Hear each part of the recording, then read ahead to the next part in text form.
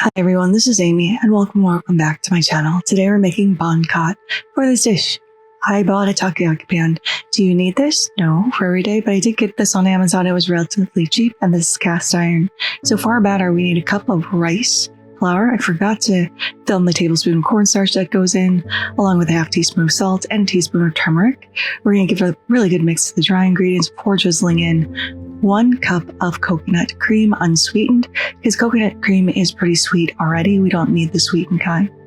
So we're just going to start mixing this through before adding in 1 cup of warm water. And this is going to help make this come together a lot faster. And you want to whisk to make sure all the lumps are out of this batter mixture. You want a super silky smooth batter. This is almost like a crepe batter. Be sure to spill some over the side and then clean it up because we want to work on a clean workbench. Once this is mixed up thoroughly, we're going to set this aside and let this rest for half an hour. Next, we have 14 clean deveined shrimp. I would have added 1 more had I known I was going to cut these in half, along with a half teaspoon of kosher salt and 1/8 of a teaspoon of white pepper. Give that a little mix, and you do want to cut these in half because these are a little large for our little crepes.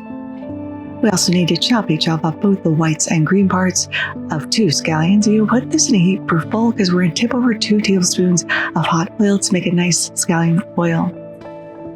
Now to heat up our pan, we're going to drizzle in a ton of oil, coating both the tops and the bottoms, and we're ladling enough batter to fill up 3/4 of the way full.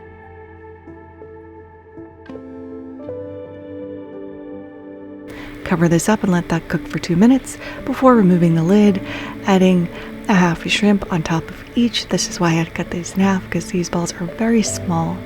Then we're going to also drizzle over our scallion oil. And then we're going to put the lid back on and we're going to let this cook again for about 5 to 8 minutes, depending on how long your shrimp takes to cook. This is going to provide this really nice crispy bottom to the batter mixture and a soft, fluffy interior. I found the easiest way to get these out is with an offset spatula. Turn off the heat, just running it around the edge to make sure we're getting the whole little pancake, then popping that onto a spoon and transferring that over to a serving tray.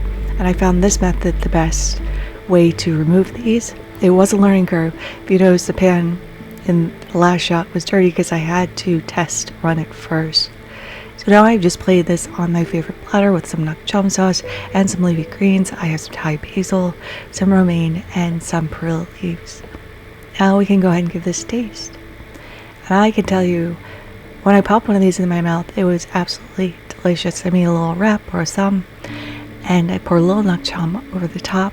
The pancake itself was crispy, so crispy on the outside, soft and fluffy on the inside with a little sweetness to it, and you can taste that turmeric slightly, and the shrimp is beautifully cooked with that shrimp scallion oil. But there it is, Banh Khot. I hope you all try to make this in your home. Thank you so much for spending some time with me again today. I really do appreciate every single one of you. If you liked this video, give it a like. If you loved it, please consider subscribing and hitting that notification bell because I put out new videos every Thursday. Thank you so much again, and until next time, happy cooking.